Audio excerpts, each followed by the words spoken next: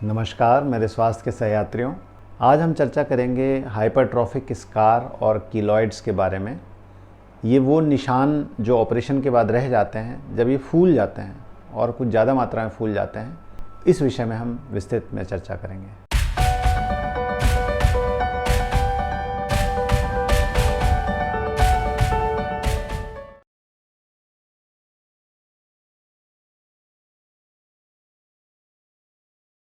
जब भी हमारा कोई ऑपरेशन होता है, चाहे वो शरीर के किसी भी अंग का हो, जब वो घाव भरता है तो वहाँ पे एक निशान बन जाता है जिसे हम स्कार कहते हैं।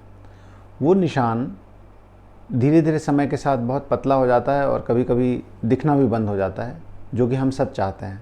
लेकिन कभी कभी वो निशान वैसा का वैसा दिखता रहता है सालों बाद भी, और कुछ निशान जो हैं वो उभर आते हैं और देखने में बुरे भी लगते हैं।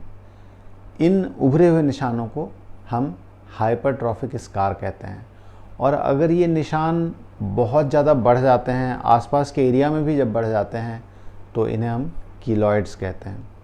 हाइपरट्रॉफिक स्कार और कीलॉइड्स बेसिकली जो हमारे घाव भरने के लिए जो सिस्टम होता है हमारे शरीर में, उनमें फाइब्रोब्लास्ट करके फैक्टर्स होते हैं, छोटे छोटे सेल्स होते हैं जो कुछ ज़्यादा मात्रा में काम करते हैं। वो भरने की प्रक्रिया बहुत लंबे समय तक चलती रहती है और ज़रूरत से ज़्यादा जब हो जाती है तो वो जो हमारा निशान वाला जो एरिया है वो ज़्यादा ग्रोथ कर जाता है, और वो ग्रोथ इतना ज़्यादा हो जाता है कि वो उभर कर उस निशान से बाहर आ जाता है और कभी कभी आसपास के एरिया में फैल भी जाता है। हाइपरट्रॉफिक स्कार और कीलॉइड की समस्या जो है वो शरीर के कुछ विशेष अंगों या विशेष हिस्सों में ही देखी जाती है। जैसे हमारे जो सीने का हिस्सा है, जिसको हम स्टर्नल एरिया कहते हैं, चेस्ट का ये वाला हिस्सा, सेंटर वाला हिस्सा है उसमें, और हमारे कान का जो एरिया है उसमें हाइपरट्रॉफिक स्कार देखा जाता है। इन जगहों पे निशान के उभर जाने की ज़्यादा संभावना रहती है। फिर ऐसा भी देखा गया है कि जो लोग जितने डार्क कॉम्प्लेक्शन के होते हैं, जिनका रंग जितना सांवला होता है, उन लोगों में भी ये टेंडेंसी ज़्यादा देखी जाती है अपेक्षाकृत उन लोगों के जो हल्के रंग के या जो गोरे होते हैं लोग। तो रंग जो आपका है उससे भी इसका संबंध है, और कुछ आनुवांशिक जेनेटिक भी इसका फैक्टर होता है कि सेम परिवार के लोगों में इस तरह की टेंडेंसी देखी जाती है। सामान्यतया हाइपरट्रॉफिक स्कार या कीलॉइड जो हैं वो किसी तरह के नुकसान नहीं पहुंचाते, आपके शरीर में किसी तरह का ऐसा नेगेटिव परिवर्तन नहीं लाते, और इस विषय में बहुत चिंतित होने की ज़रूरत नहीं है। लेकिन इनका जो नुकसानदेह प्रभाव है, एक जो सबसे बड़ा है कि वो देखने में अच्छे नहीं लगते। अगर शरीर के किसी एक्सपोज पार्ट पे हैं तो वो बहुत ही भद्दे लगते हैं देखने में, और तो कॉस्मेटिकली ये बुरे लगते हैं। दूसरा, अगर कीलॉइड या हाइपरट्रॉफिक स्कार बहुत बढ़ जाता है तो इसमें इन्फेक्शन के चांसेस भी बढ़ जाते हैं। ये जो इसके ऊपर की स्किन होती है बहुत पतली होती है, बहुत सेंसिटिव होती है, और इसमें कई बार छोटे छोटे गंदगी बैठ जाती है और वो इन्फेक्शन का एक सोर्स बन जाती है, बार बार इन्फेक्शन होता है। और तीसरा, कुछ लोगों में ये जो उभरे हुए स्कार होते हैं, उभरा हुआ निशान होता है, वो बहुत दर्द देता है, बहुत पेनफुल होता है, और इस वजह से कई बार पेशेंट बहुत परेशान होते हैं।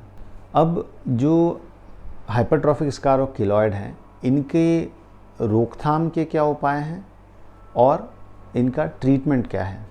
घाव की अच्छी देखभाल, जितने अच्छे से आप देखभाल करेंगे, यूजुअली आपके हाइपरट्रॉफिक स्कार और कीलॉइड होने की संभावना उतनी कम रहती है। सबसे पहले सर्जिकल जो घाव है आपका, जो जहाँ सर्जरी हुई है वहाँ नियमित पट्टी करवाएं, और उसकी हीलिंग को स्मूथ रखने के लिए इन्फेक्शन रोकने की दवा बराबर खाएं, और किसी एक्सपर्ट व्यक्ति से उसकी ड्रेसिंग करवाते रहें। और जब एक बार वो घाव सूख जाता है, सूखने के बाद आपको ये इंश्योर करना है, ये पक्का करना है कि उस सूखे हुए घाव पे हम कुछ मॉइस्चराइज़र या नारियल का तेल या किसी तरह का कोई क्रीम, जो कि अब हमारे स्किन को ड्राई नहीं होने देती, सूखने नहीं देती, उसको नियमित अप्लाई करना है। दिन में 2 बार या 3 बार, नहाने के बाद ज़रूर से अप्लाई करें, रात को सोते समय अप्लाई करें। इस एरिया में चूँकि थोड़ा खिंचाव रहता है, कभी कभी खुजलाहट चलती है, आपको ये इंश्योर करना है कि आप बहुत ज़्यादा खुजलाएं नहीं इस एरिया को। अगर बहुत ज़्यादा खुजली होती है तो बहुत हल्के हाथों से इसको मसाज कर लें, लेकिन ज़्यादा खुजलाने से भी ऐसा माना जाता है कि ये निशान जो है वो बढ़ता है। तीसरा, ऐसा देखा गया है कि आप अगर हल्का दबाव बना के रखते हैं उस निशान पे, तो वो निशान ज़्यादा उभरने से बचता है। इसलिए आपने देखा होगा कि इस एरिया की सर्जरी के बाद लोगों को एक पट्टा दिया जाता है, एक चेस्ट बैंड दिया जाता है, और वो जो स्ट्रैप होता है, वो बैंड होता है, वो हल्का दबाव बना के रखता है। तो ना केवल वो चेस्ट को स्टेबल रखता है, बल्कि उस स्कार पे, उस निशान पे हल्का दबाव बनाता है। वो दबाव उसके ओवर ग्रोथ को भी रोकता है।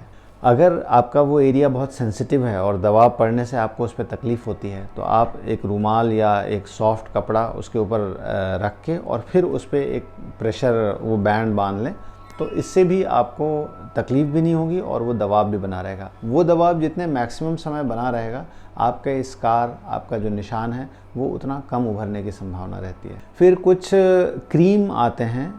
वैसे इन क्रीम्स, जितने भी क्रीम क्लेम करते हैं कि ये निशानों को ख़त्म कर देती हैं या निशान को दबा देती हैं, इनमें 50% केसेस में ही फ़ायदा देखा जाता है। कुछ केसेस में फ़ायदा मिलता है, कुछ केसेस में फ़ायदा नहीं मिलता। लेकिन इन क्रीम को हल्के दबाव के साथ मालिश करते हुए अप्लाई करना चाहिए, दिन में 2 बार 3 बार।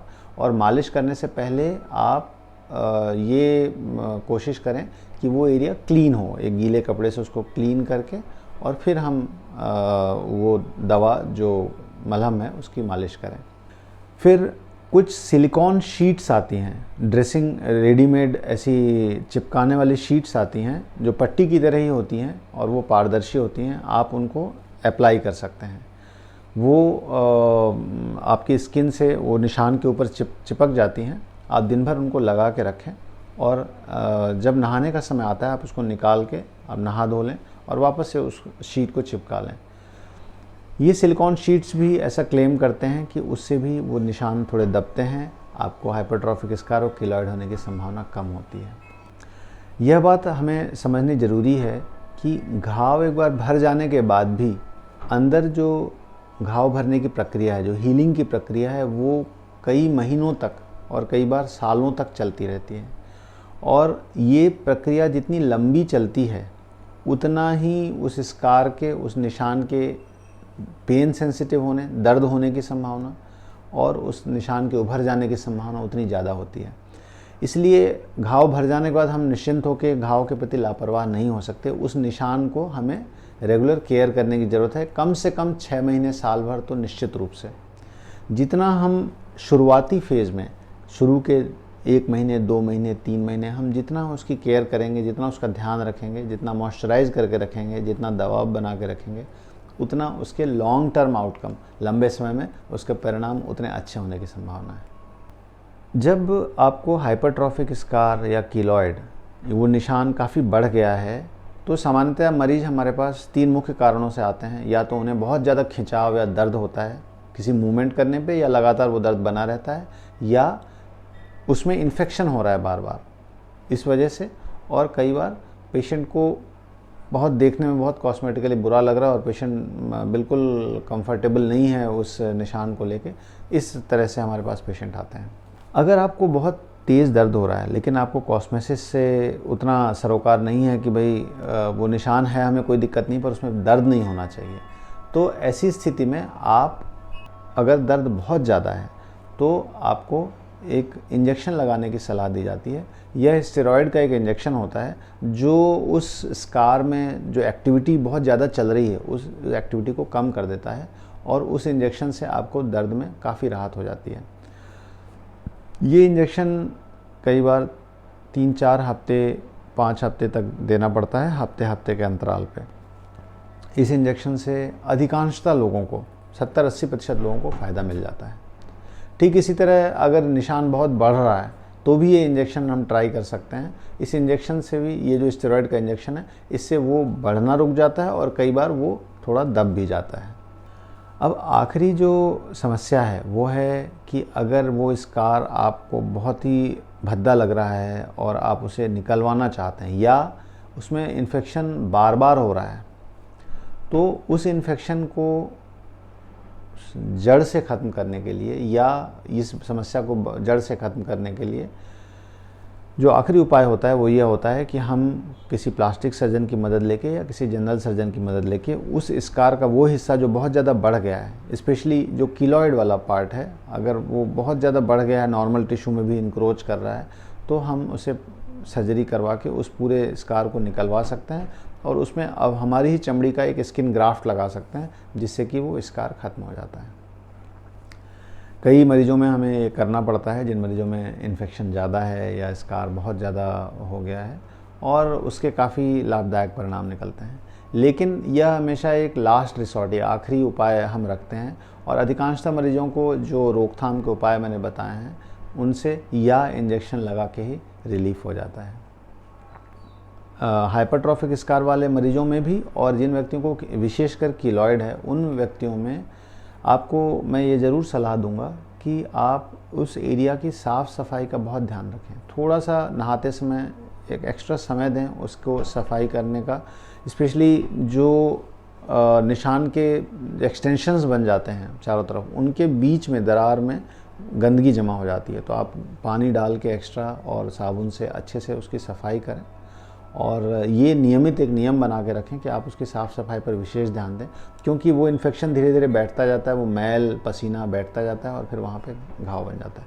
और अगर घाव बन जाता है, वहाँ पे एक फोड़ा अगर डेवलप हो जाता है, आप तुरंत एंटीबायोटिक का ट्रीटमेंट लें, तुरंत उसको डॉक्टर को दिखा के अगर उसमें मवाद है तो मवाद निकलवा लें ताकि उसका तुरंत निदान हो सके, नहीं तो वो समस्या बढ़ सकती है, वो इन्फेक्शन फैल सकता है और वो आपको फिर ज़्यादा परेशानी का सामना करना पड़ सकता है। जिन व्यक्तियों को ऑपरेशन की जगह पे जो निशान है वो मोटा हो गया है या खिंचाव बहुत ज़्यादा रहता है, उन रोगियों को मैं ये सलाह भी दूंगा कि वो अपने कंधे की, गर्दन की और अपर स्पाइन की, ऊपरी पीठ के ऊपरी हिस्से का कुछ व्यायाम, कुछ स्ट्रेचिंग ज़रूर से करें।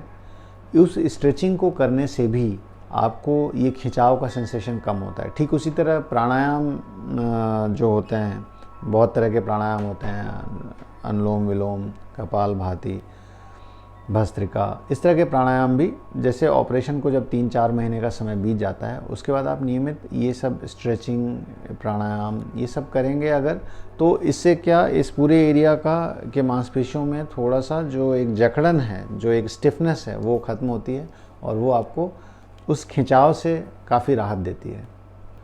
आज के वीडियो में हमने जाना कि कीलॉइड हाइपरट्रॉफिक स्कार क्या होते हैं, इनको किस तरह से रोकथाम करनी चाहिए, किन कारणों से ये बन जाते हैं और अगर ये बन गए हैं और आपको परेशानी दे रहे हैं तो इनका क्या क्या ट्रीटमेंट है। उम्मीद करता हूँ आज की वीडियो से आपको लाभ मिला होगा। सर्जरी के बाद घाव के केयर करने के विषय में कुछ और वीडियोस मैं पोस्ट करूँगा। तब तक के लिए नमस्कार।